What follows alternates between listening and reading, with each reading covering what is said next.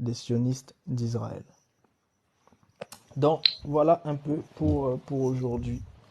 Donc on peut passer aux questions pour ceux qui ont des questions. Merci. Merci, c'est gentil. La question, la famille. Ok, question. Posez des questions, hein. Si vous n'avez pas de questions, ça veut dire que vous avez tout compris. En parlant de Aksum et de Ménélique Ier,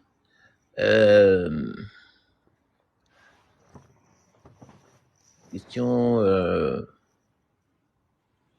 question est la suivante. Que penses-tu, Réveil, de la thèse selon laquelle, justement, quand le christianisme, justement, quand l'empereur d'Éthiopie accepte le christianisme et que les Falachas se retirent, que penses-tu de la thèse selon laquelle ils seraient en possession de l'arche de l'Alliance et qu'ils l'auraient emporté avec eux?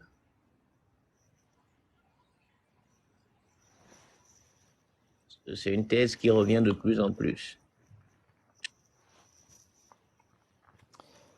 Mais bon, sincèrement, j'en pense rien. Euh, je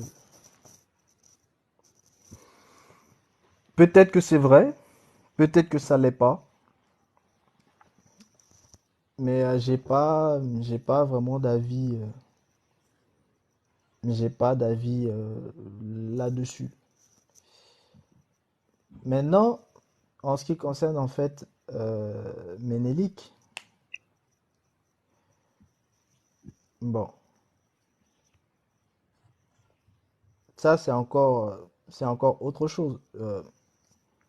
Je pense que si on veut parler véritablement en fait de Ménélique, c'est quand on parlera de l'histoire de la corne euh, par rapport à ce qui s'est passé dans le royaume de Saba Mhm. et par rapport aux relations que le royaume de Saba va avoir en fait avec le royaume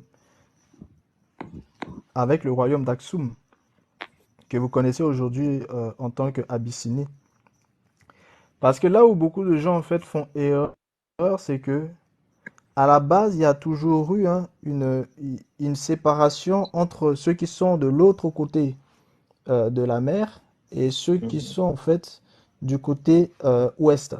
Donc, lorsque vous êtes sur la carte, le côté est, c'est-à-dire ce que vous connaissez aujourd'hui en tant que Yémen, c'est ça hein, qui est le royaume de Saba. C'est le Yémen qui est le royaume de Saba. Mhm. L'autre côté, c'est le royaume en fait d'Aksum. Donc, euh, si effectivement il y a euh, descendance avec Salomon et la reine de Saba, c'est déjà par rapport au royaume de Du Saba, Yémen. Mhm. c'est-à-dire l'actuel Yémen. Mhm. Maintenant, le problème, c'est quoi? C'est que ce qui va se passer, et ça on le verra en profondeur quand on fera justement l'histoire un peu de l'Afrique, hein, comment les choses se sont mises en place, eh bien, ce qu'il faut savoir, c'est que euh, tout le côté de Saba, tout le côté du royaume de Saba, va plutôt se mettre en fait plus dans la lignée juive. C'est-à-dire, ce sont des juifs qui vont quitter principalement en fait euh, la Palestine et qui vont descendre, aller s'installer en fait dans le royaume de Saba. Pourquoi? Parce que le royaume de Saba a toujours été en fait en relation en fait euh, avec les juifs en fait de Palestine. Mhm. Mais Mhm. par contre, de l'autre côté, le royaume d'Aksum vit une autre réalité. Et leur réalité, ils sont plus en fait justement liés avec les différents royaumes en fait à travers les subdivisions en fait des royaumes de Couche, etc. Donc eux, leur relation est plus tournée en fait vers ces royaumes-là et par la suite, ils vont plus en fait embrasser automatiquement en fait le christianisme parce que vous savez que le christianisme est descendu. Quand je parle du christianisme, je parle plutôt en fait ici de la parole de régénération. Mhm, Donc la mhm. parole de régénération est descendue en fait en Égypte, mais elle est descendue aussi en fait en Éthiopie. Tout à fait. Et à travers sa descente en fait en Éthiopie, elle va justement prendre de l'ampleur en fait dans tout le subsaharien. Et ça impacte aussi Aksum. C'est pour ça que Aksum va très rapidement en fait devenir l'un des premiers royaumes chrétiens. Ça, il faut vraiment savoir ça, hein. Donc, C'est ça tout le que beaucoup côté, de kémites tout ce... refusent de.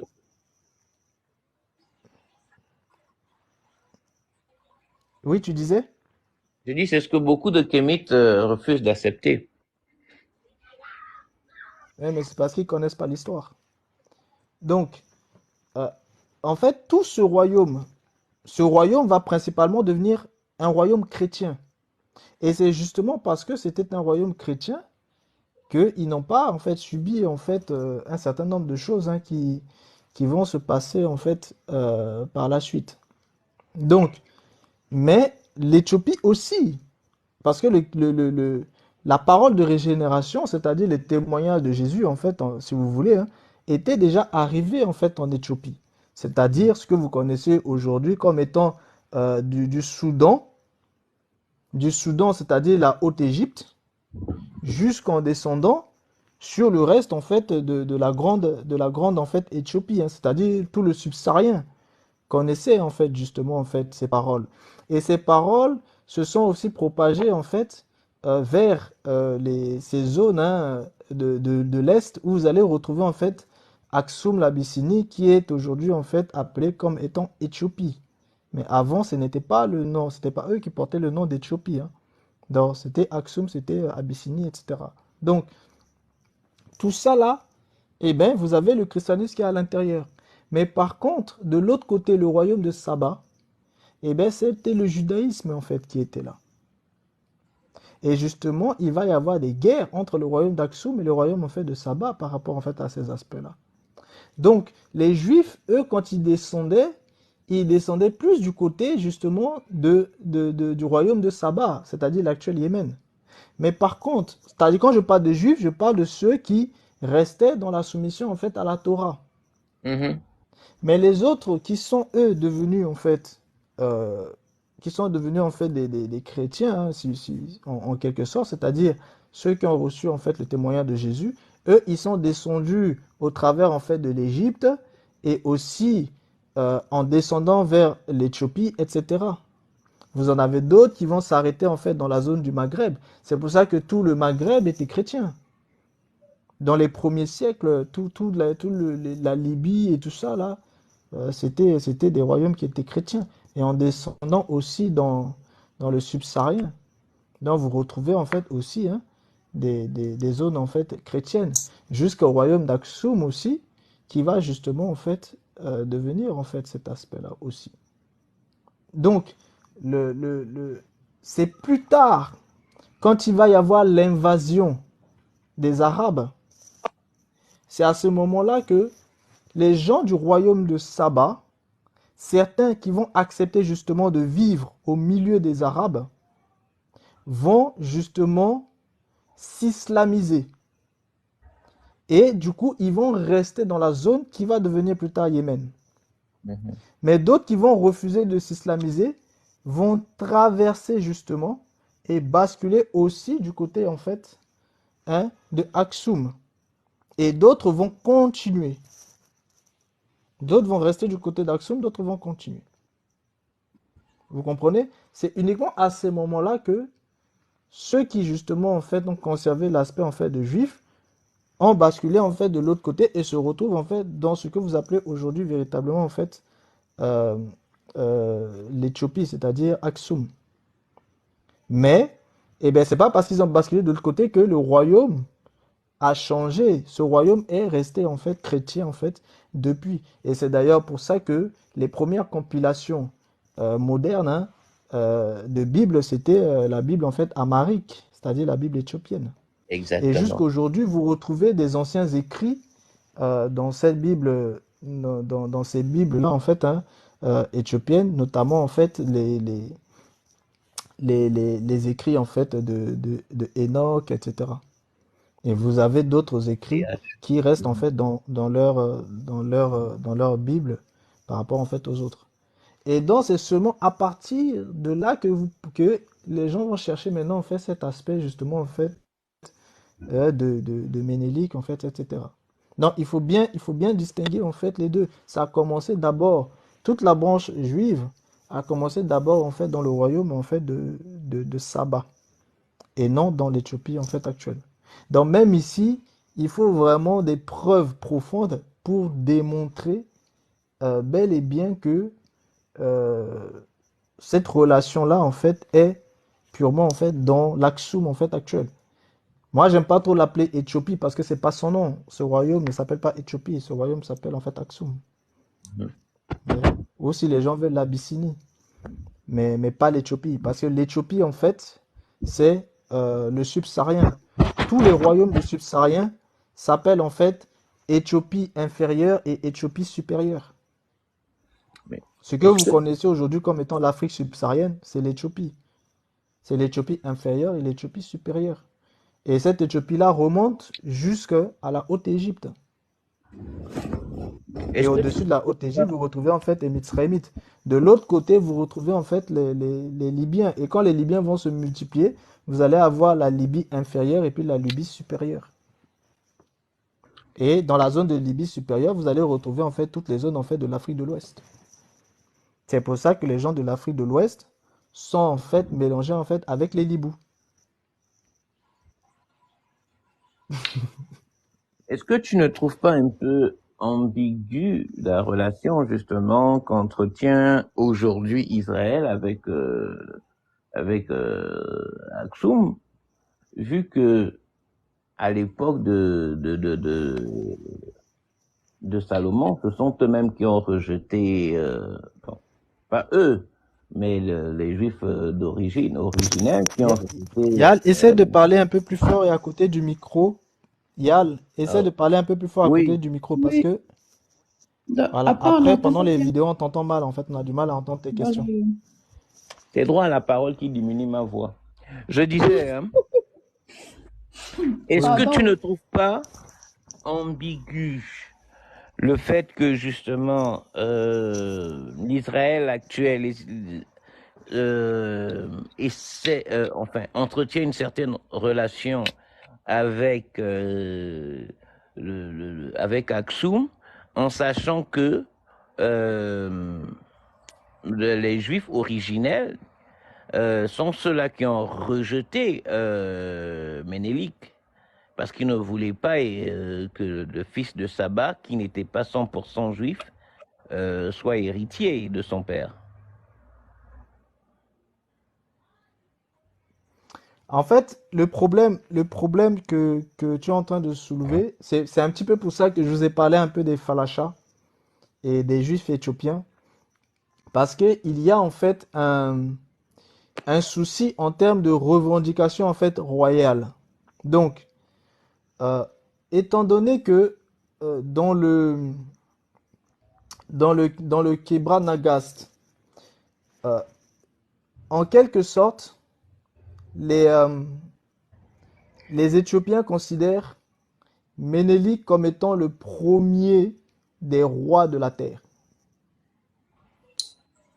Ah, Donc, ça veut dire quoi? Ça veut dire qu'en fait, pardon?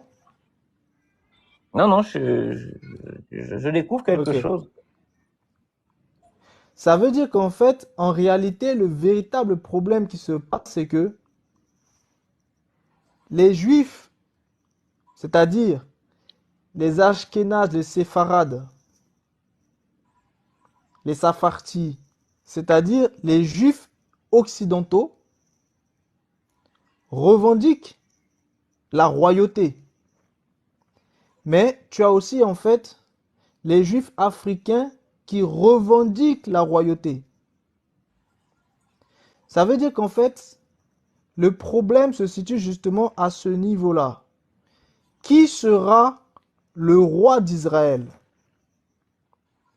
est-ce que ce sera un juif occidental ou un juif africain?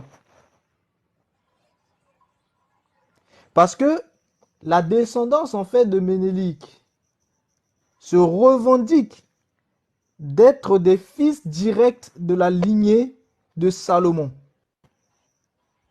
Et donc, étant des fils directs de la lignée de Salomon, ils sont des héritiers de la maison de David. Et s'ils sont des héritiers de la maison de David, et que eux, ils peuvent prouver justement leur droit au trône d'Israël, eh bien, ça veut dire que c'est l'un d'entre eux qui devrait prendre la notion du Mashiach. Mais de l'autre côté, les Ashkénazes et les Séfarades et les Safartis ne sont pas d'accord. C'est pour ça en fait que ça fait énormément de problèmes pour qu'ils acceptent que les Juifs, et principalement ceux d'Éthiopie, puissent être reconnus comme étant juifs et être acceptés sur la terre d'Israël à cause de cette revendication-là. Mais maintenant, vous avez aussi les autres juifs. Les autres juifs aussi qui sont là. Mais le problème avec les juifs d'Éthiopie, et notamment du royaume de Saba de l'autre côté, c'est cette revendication-là de la royauté, cette revendication du trône d'Israël. Et c'est ça qui pose problème. C'est pour ça en fait que le trône en fait d'Éthiopie, eh ben, c'est toujours revendiqué comme étant les véritables héritiers de la royauté d'Israël. Et bien sûr, ces juifs-là ont été aussi maltraités, hein. Ceux qui sont restés dans la tradition judaïque ont été en fait maltraités par les différents rois chrétiens qui étaient en fait par la suite en fait en Abyssinie. Mais il y a en fait justement ce problème de royauté qui plane au milieu des deux et ça c'était un risque pour les séfarades et les ashkénazes qui sont les principaux hein, sionistes qui sont là-bas. C'était un risque pour eux d'accepter sur le territoire les juifs venus d'Afrique à cause justement en fait de cette revendication royale. Et c'est aussi pour cela que ils ont mis en place en fait des systèmes en fait de stérilité pour justement ces juifs en fait d'Afrique. On les obligeait en fait à être stérilisés avant justement en fait de pouvoir voyager, etc. Pour un petit peu tuer en fait leur capacité de procréation et justement pour ne pas qu'ils se multiplient en fait trop parce que les Occidentaux se multiplient moins que les Africains, sont moins fertiles que les Africains. Donc, si ces Juifs-là, venus d'Afrique, se multiplient trop, ils risquent d'être trop nombreux et puis revendiquer un jour le pouvoir, donc revendiquer hein, cette histoire en fait de trône qui plane justement en fait là-dessus. Bon, ça, c'est des choses dont on aura plus en profondeur quand le temps en fait viendra. Mais il y a ça en fait qui plane là-dessus et c'est ça qui pose véritablement en fait un problème. Mais vu qu'ils ne pouvaient pas prouver que ces juifs-là n'étaient pas des juifs, parce que je vous ai dit que dès même avant avant même hein, notre ère, il y avait déjà des migrations régulièrement en fait de juifs qui allaient justement dans le royaume de Saba parce qu'il y avait cette relation-là qui a toujours été en fait avec le royaume de Saba. Donc il y avait véritablement en fait une nation juive. Et quand il va y avoir les conflits entre le royaume de Saba et le royaume d'Aksum, c'est parce que le royaume de Saba est purement en fait de confession en fait juive et le royaume d'Aksum de confession chrétienne. Et c'est comme ça que les deux royaumes vont se battre. Si vous vous renseignez sur les conflits entre les deux royaumes dans les premiers siècles, vous allez comprendre en fait tous ces aspects-là. Mais ça, c'est des choses qu'on verra en fait en profondeur. Mais je Donc, dirais même, réveil, aujourd'hui encore, hein, à Addis Abeba, ces conflits-là continuent. Hein. Il y a toujours ce cette inimitié-là entre les chrétiens qui souvent agressent justement les judaïsmes, je sais même pas comment les appeler là, ceux de Les religion juifs, juive, tu peux dire les ouais, juifs, c'est pas grave. ouais, les juifs qui les agressent souvent jusqu'à nos jours, hein, jusqu'en 2023. Le dernier conflit c'était en décembre Oui, bien dernier, sûr. donc Oui, bien sûr, c'est normal. Mais ça date des premiers siècles, hein. Ce conflit-là qu'il y a entre... Mais parce que ça a commencé avec le royaume de Saba et le royaume d'Aksum. Ça a commencé avec ces deux royaumes. Bon, quand les Arabes vont arriver, euh, ceux qui étaient en fait du côté du royaume de Saba ont été obligés en fait de fuir et de traverser en fait de l'autre côté. Ceux qui, mhm, eux, ont accepté en fait de vivre soit au milieu des musulmans ou de se convertir en fait à l'islam sont restés. Et c'est comme ça que vous retrouvez désormais en fait le Yémen. Et après, il va y avoir en fait des métissages avec en fait ceux qui sont descendus, notamment même les Perses, parce que les Perses aussi en fait étaient arrivés. Donc vous avez les métissages des Perses et puis plus tard les métissages avec les Arabes. en fait, le seul moment de paix qu'ils ont eu, c'est quand ils ont dû bouter les Italiens hors de leurs frontières, en fait. Quand est-ce qu'ils ont bouté les Italiens? Tu parles de quand?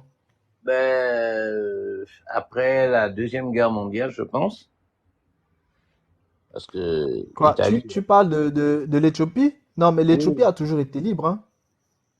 Non, il y a eu une tentative de colonisation des Italiens qui n'a pas Oui, porté fruit. oui, mais ils n'ont pas pu justement. C'est le secret de l'Éthiopie. Et Mhm. ça, c'est pas le moment pour que j'en parle tout de suite. Ok. C'est le secret de l'Éthiopie, c'est-à-dire le royaume qui n'a pas connu véritablement en fait justement en fait l'esclavage. Et pourquoi en fait ce royaume n'a pas connu l'esclavage justement parce qu'il y a des secrets derrière. Et ça, même depuis l'Égypte antique, hein, c'est l'un des royaumes qui n'avaient pas de maître.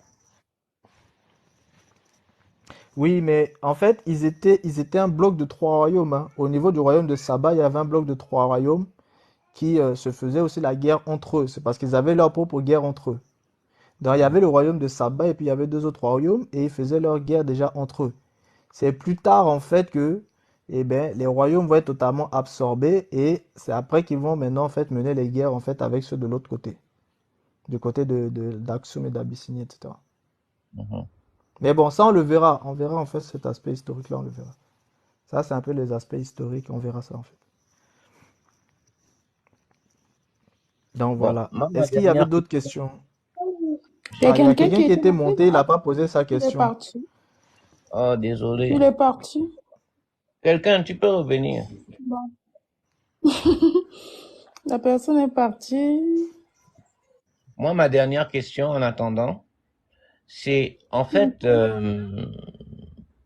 parce que Il y a MLR qui veut tu nous as monter. fait un récit quand même depuis les années 1800, mais Hmm. euh, à cette période-là, est-ce que le peuple juif était déjà caucasien? Enfin, À le quelle peuple période? euh, euh, avant Hitler et tout ça, avant les premières guerres mondiales et autres, quand ils Oui, étaient, bien sûr. ok, Oui, parce donc, que en fait, ce qui s'est passé, c'est quoi? C'est que lorsque tout s'est déclenché à partir de l'invasion d'abord des Assyriens. Quand ok, les Assyriens vont envahir en fait le royaume du Nord et qui vont déporter une partie de la population, vous en avez une autre qui vont fuir justement en fait dans le sud, c'est-à-dire en Égypte. Et ils vont aller s'installer en fait en Égypte.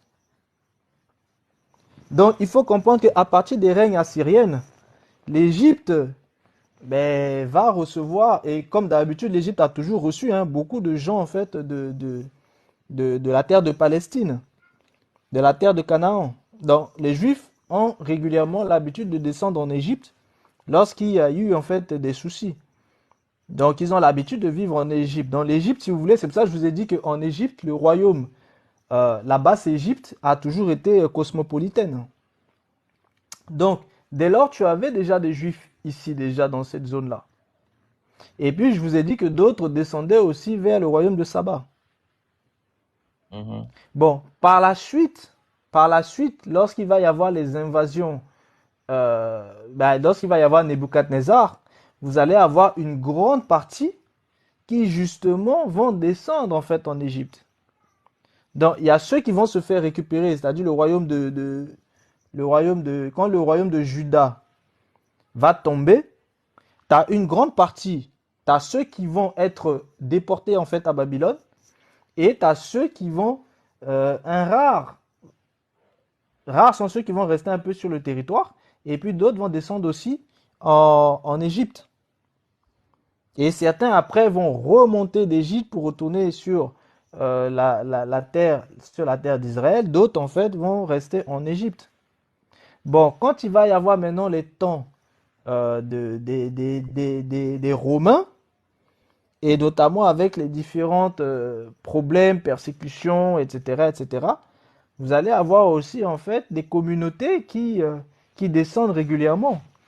C'est pour ça que vous aviez beaucoup de communautés, même Jésus, quand il était enfant, et que ses parents ont fui, qui sont arrivés en fait en Égypte, c'est parce qu'il y avait des communautés qui vivaient déjà là-bas en fait en Égypte en fait. C'est-à-dire la basse Égypte avait toujours cet aspect cosmopolitaine. Et plus tard, quand il va y avoir en fait maintenant les périodes en fait chrétiennes, dès les premiers siècles, vous allez avoir pas mal, quand il va y avoir des persécutions, beaucoup vont quitter en fait la Judée hein, et vont immigrer justement en fait en Égypte, en Éthiopie et aussi en fait en Libye, c'est-à-dire dans le Maghreb. Et tu vas avoir aussi beaucoup de Juifs en fait qui vont s'établir en fait dans ces zones-là aussi du Maghreb. Mais quand on parle ici des Juifs, on va parler en fait des Israélites, mais mélangés avec tous ceux qui étaient aussi des Samaritains et tout ça. Tu vois ce que je veux dire? Mhm. Donc, tout cela là, vous allez avoir un certain nombre qui justement vont rester eux en Afrique du Nord, qui vont se mélanger avec justement en fait des Libyens qui étaient en Afrique du Nord. Donc ici, tu vas déjà avoir en fait justement des mélanges en fait à ce niveau-là. Et Ok. c'est pour ça que il y a des secrets, par exemple, il y a des secrets par rapport à certaines familles royales du Maghreb Mhm. où il y a des liens justement. Bon, ça c'est des choses que je ne dis pas en live public, mais tout simplement pour te faire comprendre en fait que, eh ben, c'est parce qu'il y avait eu toutes ces migrations-là. Et certains vont migrer par la suite aussi dans le royaume en fait des Visigoths, c'est-à-dire l'Espagne. Mhm. Donc Mais tu vas avoir en fait tout cet aspect-là. Et du temps des Pôles, tu as aussi tous ceux en fait qui ont voyagé un petit peu en fait dans des zones en fait d'Asie mineure, qui après ont cherché en fait à descendre dans les territoires en fait grecs et romains, etc. Mais avec des persécutions, tu en avais un certain nombre qui descendaient beaucoup plus en fait en Afrique du Nord en fait en réalité, qui établissaient des bases en Afrique du Nord. en, Parce que les nouveaux croyants étaient persécutés en fait en Europe. en fait, depuis la déportation, ils ont commencé à établir des colonies, en fait, ou à, Oui, en ou à, quelque sorte, oui. ou à immigrer par exemple, on a Oui, les Juifs d'Espagne et du Maroc, je pense qu'il y a oui, les Juifs du Botswana, ou si je me trompe pas. oui, oui. Beaucoup ont émigré dans beaucoup de nations à partir déjà des déportations en fait des Assyriens déjà. Et de toute Ok. façon, t'as aussi beaucoup de gens, t'as aussi beaucoup de juifs qui avaient été déportés en fait par les Assyriens dans les territoires de Babylone, dans les provinces de Babylone. Certains aussi, quand il y a eu en fait des persécutions en fait dans ces zones-là, sont descendus et sont venus du côté du royaume de Saba. Ok. Ben Parce oui, qu'ils descendent de l'autre côté. puisque c'était un siège reconnu, en fait. Donc, comment c'était Voilà. reconnu. Voilà. Le Donc, royaume de Saba a toujours été, voilà, le royaume de Saba a toujours été en fait un royaume en fait qui a toujours été en relation en fait avec les Israélites. Donc ils descendaient régulièrement. Ils avaient plus de confiance à descendre là-bas que dans les autres. Sinon en fait c'était l'Égypte et après en fait Éthiopie. Bon, certains en fait sont restés après dans l'Afrique du Nord. Par la suite, ça c'est dans les premiers siècles. Ou un peu avant, et puis après dans les premiers siècles, c'est là où ils ont commencé à un peu plus. Mais ceux qui sont restés plus dans ces zones-là, c'est plus en fait ceux qui étaient dans les zones samaritaines, etc. en fait. ok. Donc forcément, tu retrouvais des bases de ceux qui étaient des provinces babyloniennes antérieures, etc., etc. Et après, tu vas avoir les convertis. Les Mhm. convertis dans lesquels tu vas retrouver beaucoup de ces Ashkénazes. Oui, effectivement. Après, tu as aussi les Khazars qui se sont aussi convertis. Bon, Khazars Mhm. que je ne touche pas encore pour l'instant.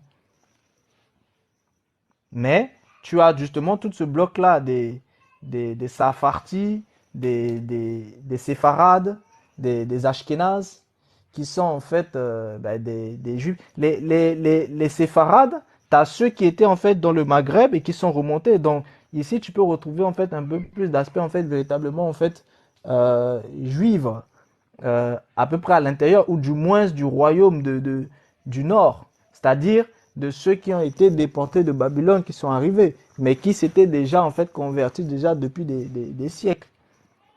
Mais après, tu vas avoir maintenant ceux qui sont en fait véritablement en fait sur des bases des Ashkénazes, etc.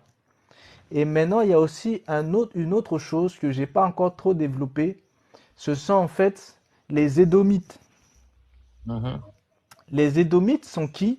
Les Édomites, je vous avais parlé en fait de Jacob et de Ésaü. D'accord. Mhm. Jacob, dont la descendance, Jacob qui va s'appeler Israël, dont sa descendance deviendra les Israélites, mais Ésaü qui lui s'appelle Édom et la descendance c'est les Édomites. Bon, maintenant il y a des théories. Bon, ça, ce sont des théories pour lesquelles je n'ai pas, voilà, de preuves véritablement avérées, mais il y a certaines théories selon lesquelles il y a des parties d'édomites qui se sont installées en fait dans des zones en fait allemandes, donc du coup qui seraient en fait à l'intérieur en fait de certains dits ashkénazes.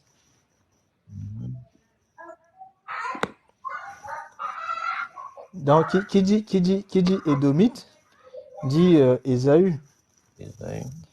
En Sachant fait. que, sachant que Édom en termes de prophétie, était aussi en fait considéré comme étant en fait le roi des nations.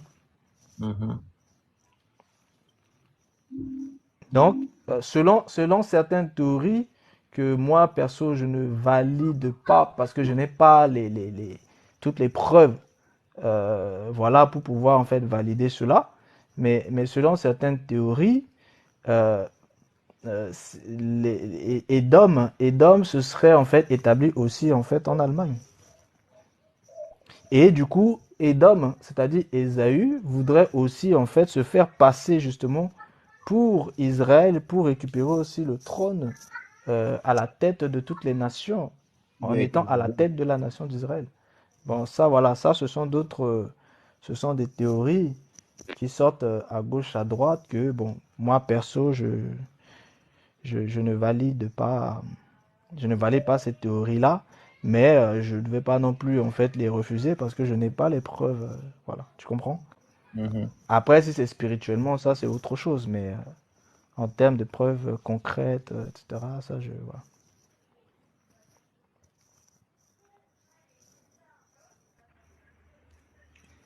Ok, On il y va a passer aux MLR en fait questions qui en est fait monté. des autres qui sont montées. Oui. Oui. Il y a MLR qui est monté avant. Après, ça sera les autres. Bonjour MLR. Bonjour, Bonjour sœur Daïna. Bonjour Annie. Daniel. Oui, Et Coucou bonjour, bonsoir, Eben. professeur. J'ai une question, parce que je voyais pas du tout pourquoi l'Écosse, il est là-dedans, dans ces histoires de Proche-Orient, et des Proche-Orient et des religions abrahamiques, surtout si on parle de spiritualité celte ou écossais. Tu peux un peu m'éclairer, s'il te plaît, pour que je vois le rapport, à Oui, part la en franc-maçonnerie que je fait, connais rien en fait.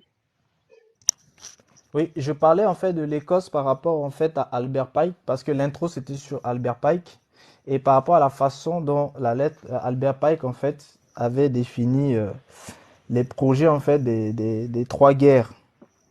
Et Albert Pike, justement, en fait, était un haut gradé hein, de la franc-maçonnerie, hein, des hauts niveaux de la franc-maçonnerie. Et les hauts niveaux qui étaient basés justement sur le rite ancien écossais. D'où l'intervention, en fait, des Anglais et des Américains aussi par rapport, en fait, aux Illuminati. Donc, c'était pour expliquer justement, en fait, cet aspect-là de la façon dont la Grande-Bretagne à manipuler justement euh, et les sionistes et aussi les peuples arabes. Les sionistes pour pouvoir avoir de l'argent pour combattre en fait l'Empire ottoman et les Arabes de Palestine pour pouvoir justement les soulever en fait contre l'Empire ottoman. Et à la base de tout ça en fait c'est vous retrouvez en fait justement cette guerre à l'intérieur de la guerre. Donc derrière la guerre classique, même au temps de la Première Guerre mondiale, il y avait justement en fait ces organisations-là en fait secrètes qui justement tiraient déjà en fait les ficelles. Euh, Et ces réveille. organisations secrètes, la base de la maçonnerie, c'est en Écosse. Et notamment avec le J'ai rite pas ancien très bien écossais. compris.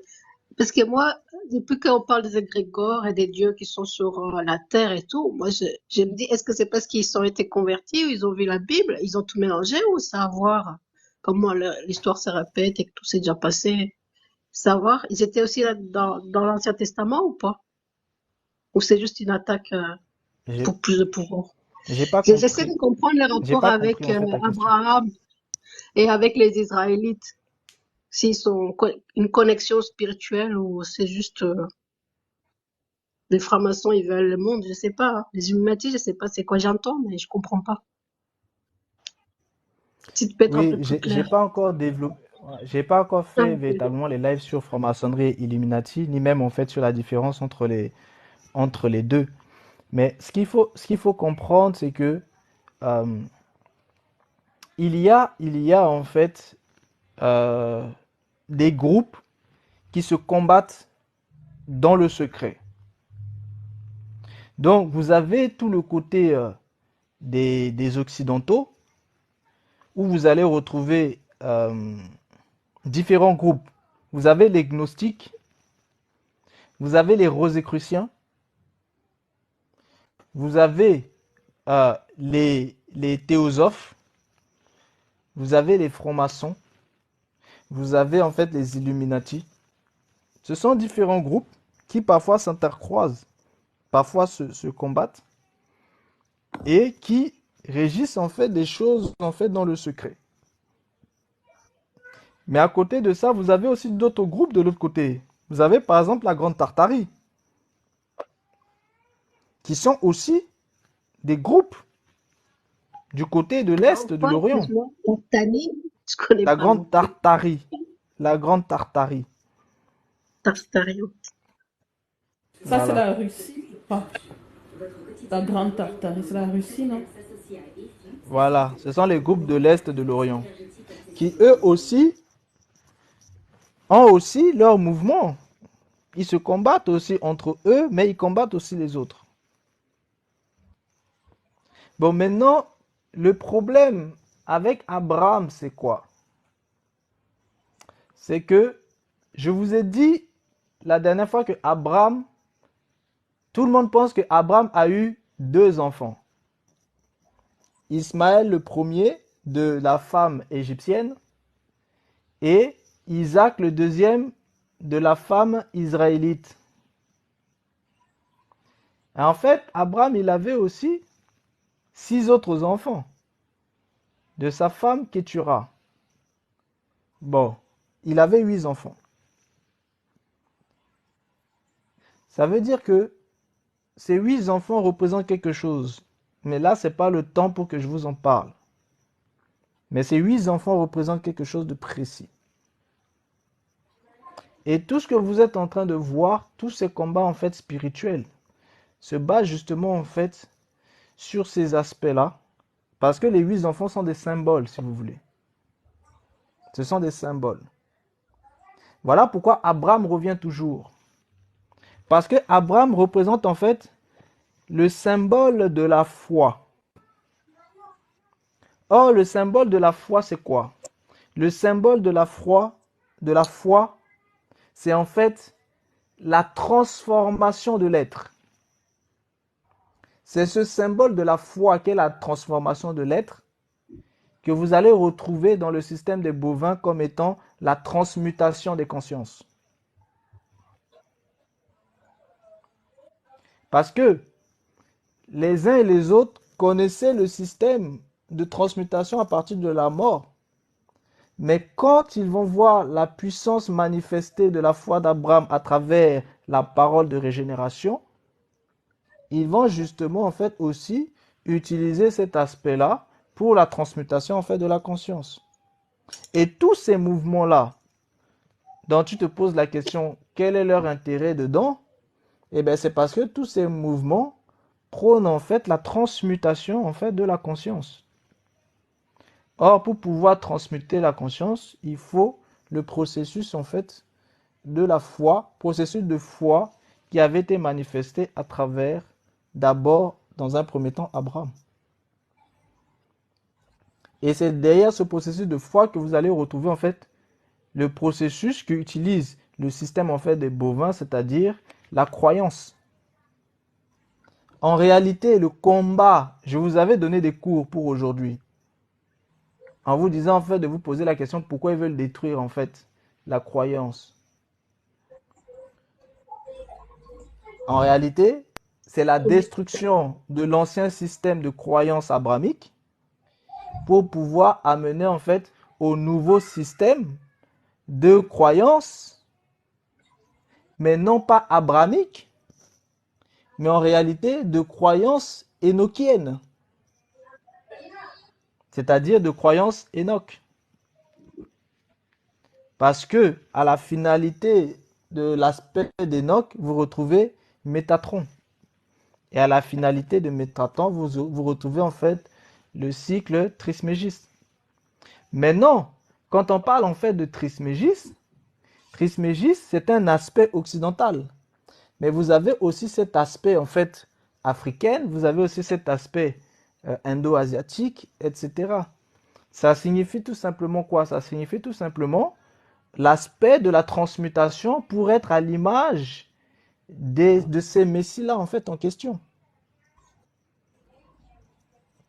Mais ça ne peut se faire que dans une autre phase de la croyance. Et pour cela, il faut détruire la croyance.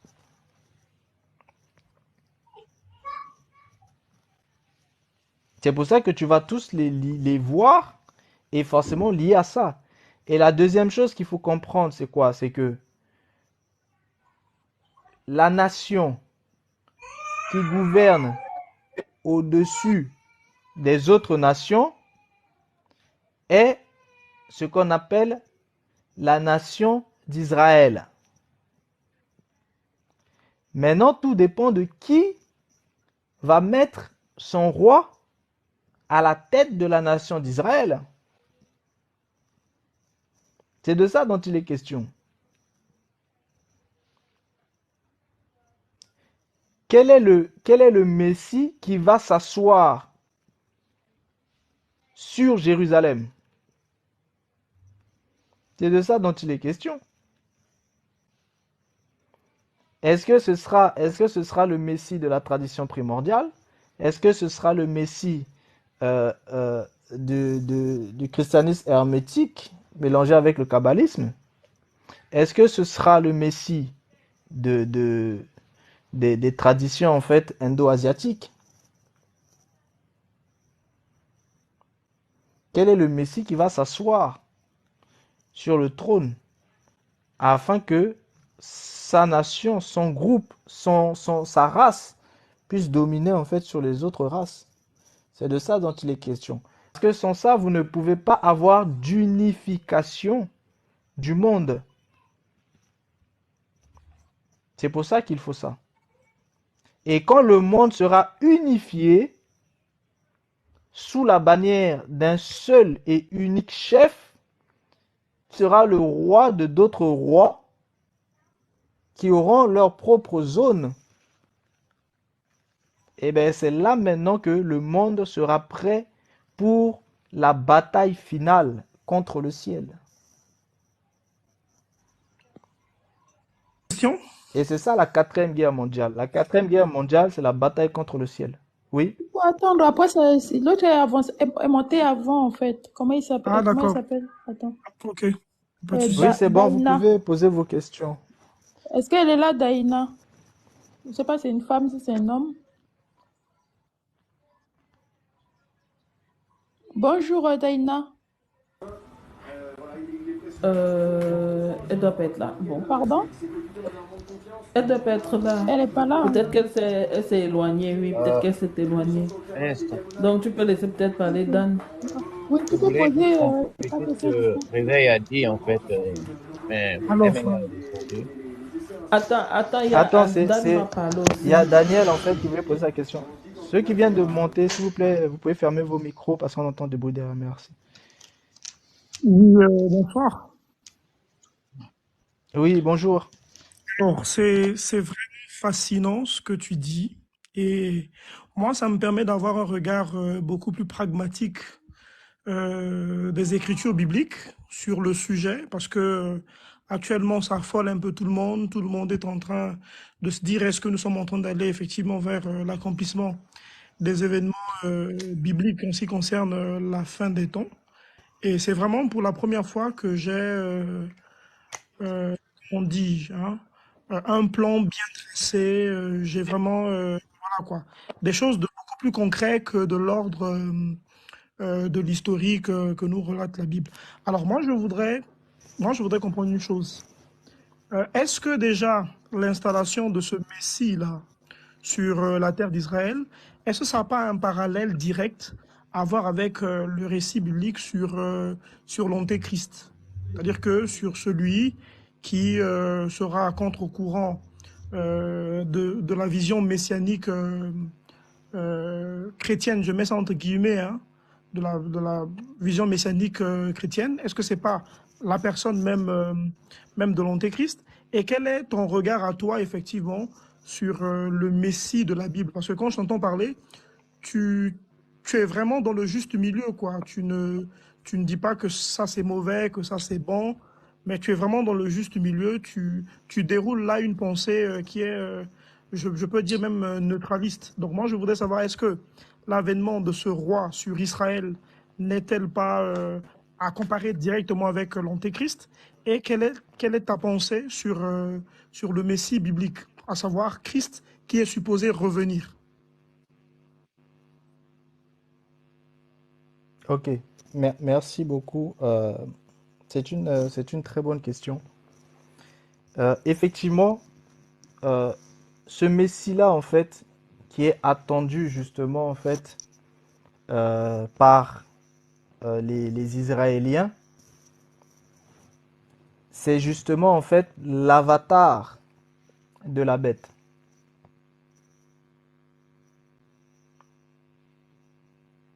C'est l'avatar de la bête. C'est-à-dire, c'est l'avatar de l'Antichrist.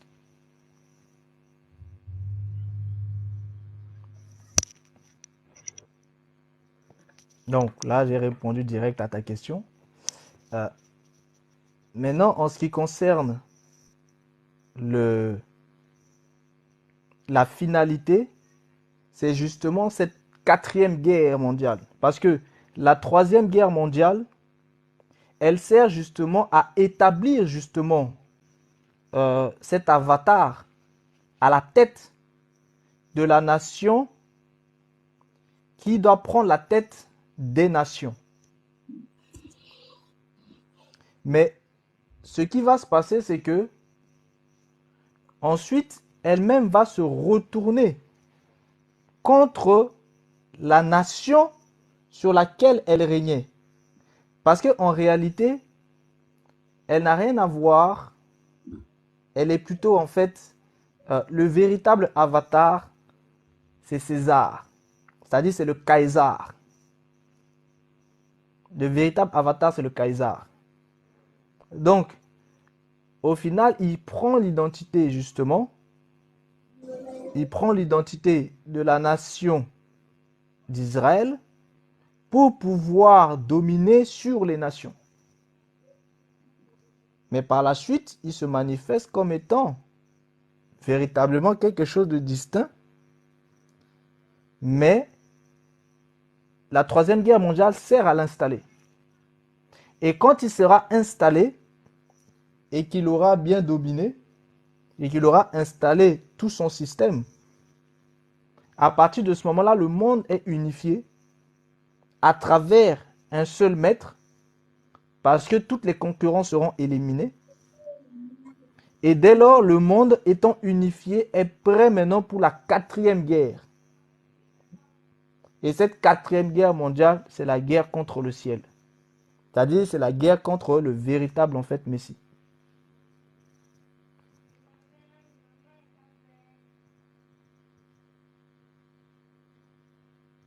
Donc, voilà un peu pour répondre à ta question. Merci beaucoup, merci. Maintenant, il y a Victor qui est monté, vu que, comment ça s'appelle, n'est pas là. Oui, il y a Victor qui est mangé. Dania, c'est qui Dania? Si elle n'est pas là, en fait, il faut la faire descendre. Oui, c'est ça que je veux faire là. Peut-être après, elle pourra monter. Oui, bonsoir à tous. Bonjour, Victor. Bonjour. J'ai une question qui est la suivante. Tu dis qu'il y a une lutte entre les ethnies pour choisir qui va s'asseoir sur le trône dans le troisième temple. Mais d'un autre côté, on sait déjà il est déjà choisi spirituellement, puisque en fait c'est un être spirituel qui va qui va être l'avatar. Mais peu importe l'avatar, c'est ça que je comprends pas trop. Pourquoi il y aura un combat sur le corps de l'avatar, parce que de toute façon l'être spirituel qui va s'incarner, il est déjà choisi, je veux dire, donc il a déjà choisi son corps et sa nation, enfin tu vois ce que je veux dire, soit il viendra comme tu dis, des Israélites noirs ou des Israélites blancs. C'est un peu ça ma question, si tu comprends. Oui, j'ai compris ta question. Merci. En fait, ce qu'il faut comprendre, c'est que il y a en fait les êtres en fait en esprit, les entités esprit, et puis il y a leurs avatars. Leurs avatars, c'est eux manifestés en fait en chair. Bon, maintenant eux manifestés en chair, eh bien, c'est un temple pour le véritable eux. Donc, il faut que le véritable eux, quand ils sont esprits, eh bien, il faut qu'ils viennent justement en fait habiter dans justement en fait leur temple qui est l'avatar. Et ils viennent habiter comment? Ils viennent habiter en esprit.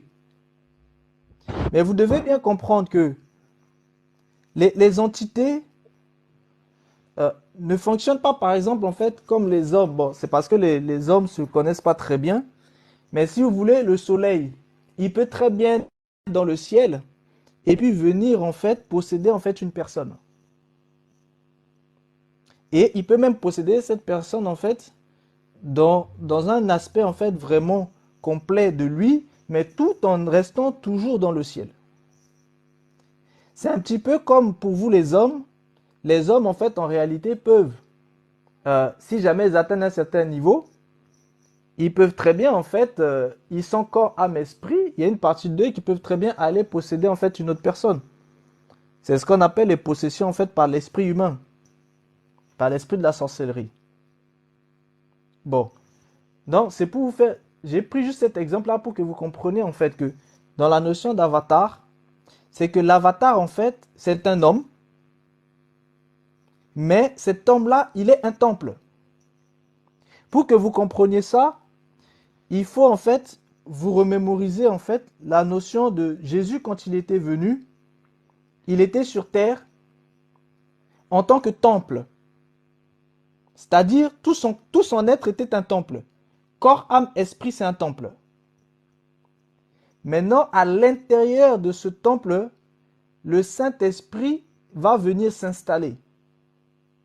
Donc, quand le Saint-Esprit vient à l'intérieur de lui, il devient maintenant le temple du Saint-Esprit. C'est-à-dire, lui, en tant que corps, âme, esprit, vous voyez, il est tout un être qui vit. Bon, quand le Saint-Esprit vient en lui, tout cet être qui vivait là, qui était un temple, devient maintenant un temple du Saint-Esprit. En fait, c'est un petit peu la même relation. Cette relation-là, en fait, par rapport, par exemple, à l'Antichrist, par rapport à l'avatar, à l'aspect de l'avatar, ça vous a été expliqué quand vous voyez au moment où Jésus donne en fait le pain à Judas. Et bien quand il lui donne le pain, ça ouvre en fait la porte pour que Satan vienne le posséder. Et dès lors, Judas était devenu temple de Satan. Et c'est en tant que temple de Satan que Satan va maintenant emmener Judas à vendre Jésus. Parce que Judas était déjà temple de Satan. Mais, Voilà pourquoi il était le fils de la perdition. mais Judas était déjà prédestiné dès sa naissance à devenir le temple de Satan, non? Oui, il était prédestiné à être le temple de Satan. Mais tu as bien dit, il était prédestiné. Mais tant que Jésus n'avait pas donné le pain, on ne pouvait pas savoir quel était l'avatar qui était prédestiné. Bon, Jésus, lui, le savait. Mais Judas, lui, ne le savait pas que c'était lui. Tu comprends pas ce que je veux dire? Oui, oui, très très bien, oui, parfaitement. Judas ne savait pas qu'il était l'avatar de Satan. Jésus savait. C'est-à-dire, tous les jours quand lui, il était avec Jésus, Jésus savait qu'il était l'avatar de Satan. Mais Judas lui-même ne le savait même pas. C'est-à-dire, avant ça, si Jésus avait dit à Judas, tu es le temple de Satan, Judas allait dire non. Parce qu'il ne savait pas. Et son nom était sincère. Il ne savait pas. Mais, tout ce qu'il faisait l'emmenait justement à préparer son corps pour l'entité pour qui il était le temple. C'est-à-dire, tout le mal qu'il faisait, c'était pour que son corps entre de plus en plus, pour que son corps se prépare à la réception de Satan. J'ai beaucoup de choses à vous expliquer, mais bon. En fait, rien qu'ici, oui, rien qu'ici, tu vois, tu comprends bien que l'avatar peut ne pas savoir qu'il est l'avatar. Bien sûr, oui. Voilà. Donc, ce qui se passe Mais en fait, c'est que dans le monde, c'est que il y a des avatars potentiels.